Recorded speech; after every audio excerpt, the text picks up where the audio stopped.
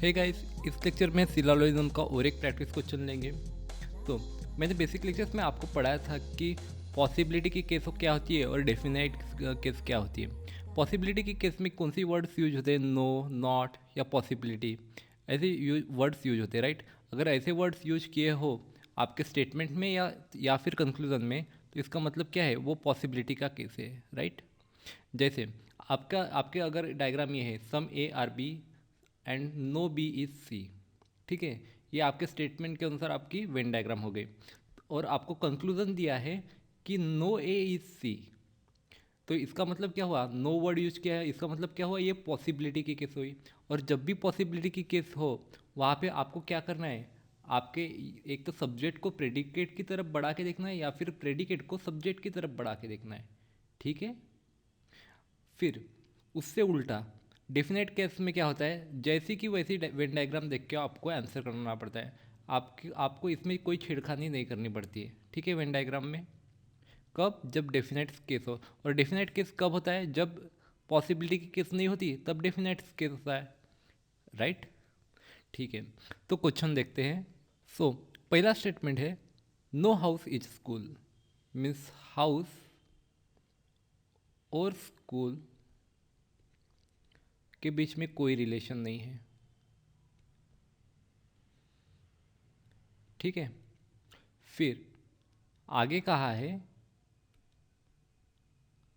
कि all colleges are school. Means सारे के सारे जो कॉलेज है वो क्या रहेंगे? स्कूल रहेंगे।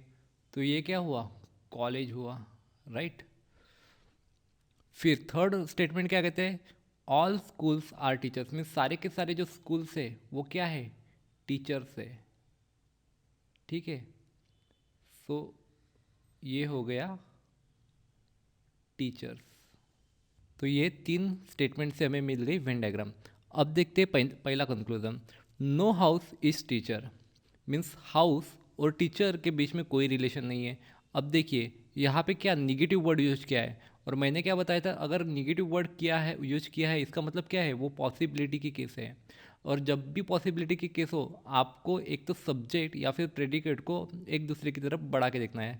यहाँ पे सब्जेक्ट क्या है? हाउस, और प्रेडिकेट क्या है? टीचर, ठीक है। सो ये बोल रहा है कि हाउस और टीचर में कोई रिलेशन नहीं है। क्या हाउस और टीचर में कोई रिलेशन हो सकता है? जैसे कि ये पॉसिबिलिटी केस है, तो हम होम को ऐसे बढ़ा के देख सकते हैं। होम को मैं अगर ऐसा निकालता हूँ, होम का सर्कल, तो भी ये पॉसिबल है, राइट। ये अगर होम का सर्कल रहा तो ये पॉसिबल है ना, कि ऐसी भी डायग्राम हो सकती है। क्योंकि इससे किसी भी आपके स्टेटमेंट को हानि नहीं पहुंचती, रॉन्ग नहीं होता। क्योंकि नो हाउस इज स्कूल ये अभी भी सही है, कि नो हाउस इज स्कूल दिया हुआ स्टेटमेंट सही है, राइट। उसको कुछ डिफरेंस नहीं पड़ रहा है ऐसी डायग्राम निकालने से ही। सो इसका मतलब क्या है? कुछ हाउस टीचर हो सकते हैं, राइट। तो ये क्या हुआ? Does not follow, not follow. क्योंकि हमारा आंसर आ रहा है कि कुछ हाउस टीचर्स हो सकते हैं, बट यहाँ पे क्या दिया है कि कोई भी हाउस टीचर नहीं है। मतलब हमारा जो आंसर आ रहा है उससे बिल्कुल उल्टा दिया है, तो इसका मतलब क्या है? ये डज नॉट फॉलो हो जाएगा। फिर सेकंड स्टेटमेंट क्या कहता है कि ऑल, ये डायग्राम में ठीक कर देता हूँ, ठीक है। सो सेकंड कंक्लूजन क्या कहता है?